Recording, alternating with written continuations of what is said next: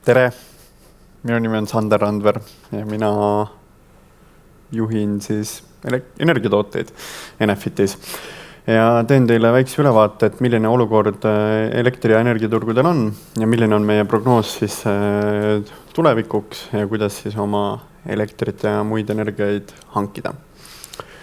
Milline on tänane olukord turul, et äsja septembris siis taastus Estlink täielikult turule, mis siis on toonud Eestis suurusjärgus 20% elektri hinna alla.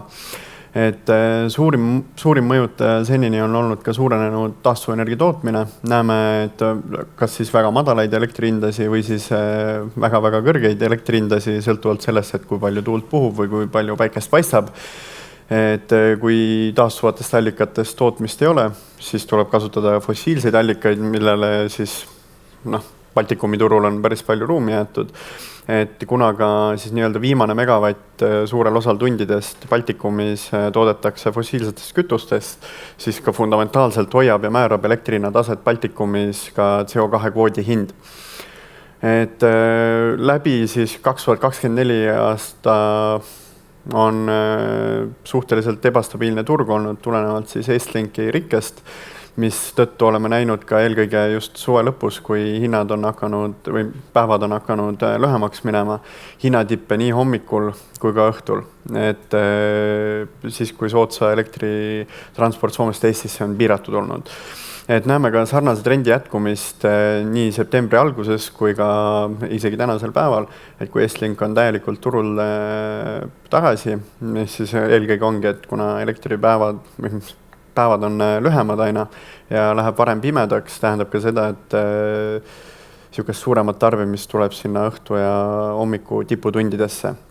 Ja kindlasti oluliseks on siin ka Leedu ja Poola vaheline elektriühendus, et mis siis hakkab Leedust Poola elektrit transportima umbes kella 6 paiku õhtul, mis siis samuti seda õhtust tiputundi väga tugevalt mõjutab.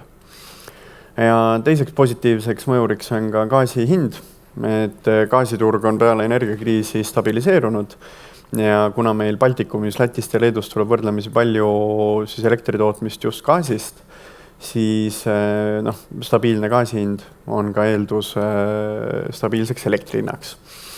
Et mida siis eelolev talv toob meile, on see, et tõenäoliselt suvise ja talvise elektri hinna võrdluses väga suurt vahet ei näe, et kuna meil suvi otsa oli Estlink rivist väljas, siis ka talvine elektri hind on tõenäoliselt sarnasel tasemel juulile ja augustile. Täpselt nagu ennegi mainitud põgusalt sai, siis Estlinki rikke ei ole toonud ootamatult suurt elektri hinna langust. Et kuna meil suvisel perioodil viis Estlinki elektrikaabli rikke hinna kõrgeks, siis orgaaniliselt nii või naa sügisesel perioodil elektri hind tõuseb, mis siis tähendab seda, et kui vahetult selle hooaja vahetusel see Estlink tagasi tuli, ei näe me nii-öelda sihukest kontrastset erinevust. Aga natukene siis graafikutest ka, et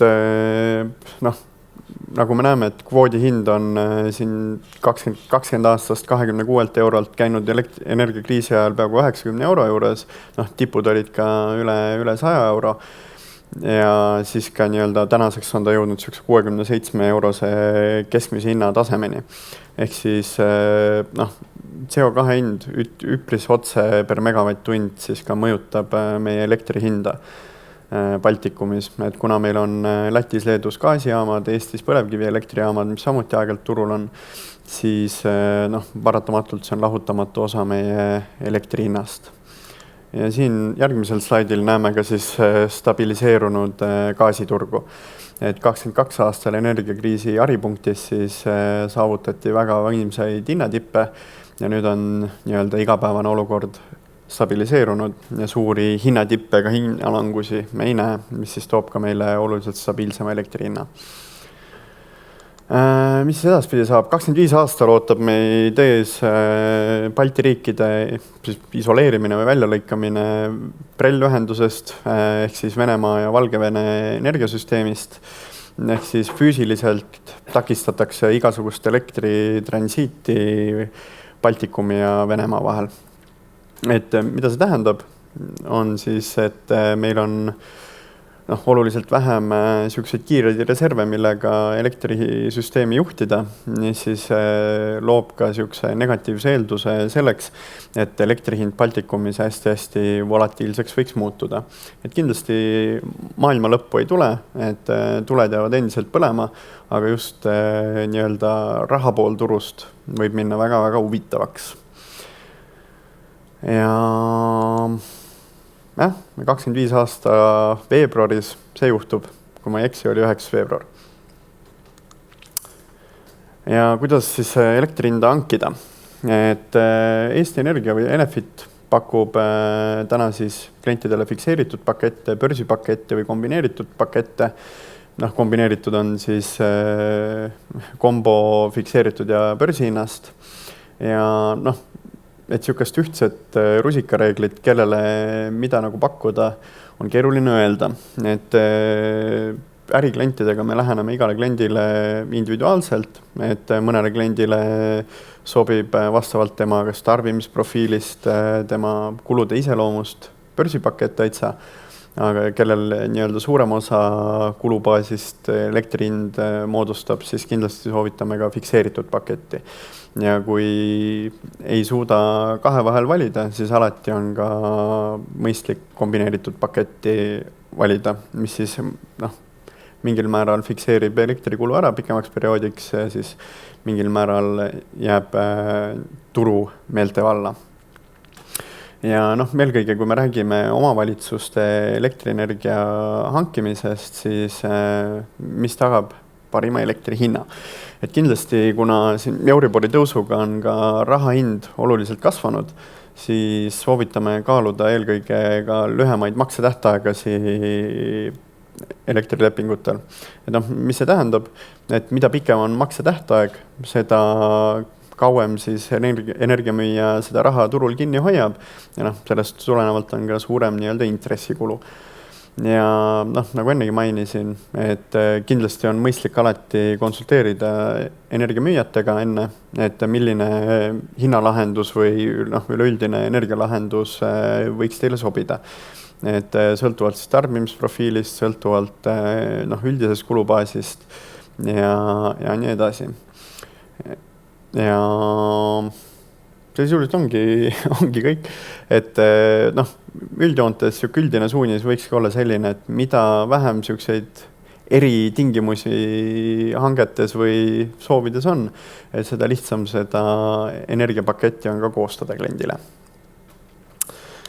Aga praegu siis kõik, et võtame küsimusi. Suur tänu, Sander, sisuka ja põhjaliku ülevaate eest.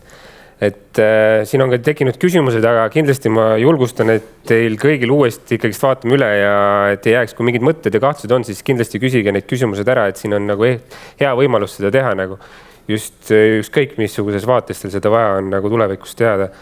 Et mõned teemad, mis siin on ka olete juba vastanud, mõned käime kindlasti veel ühe korra uuesti üle, aga siin on üks küsimus, et miks on fikseeritud hinnaga pakkumise lahtiolek sulgudes riigihangetel rohkem kui üks päev elektrimüüjale jaoks takistus?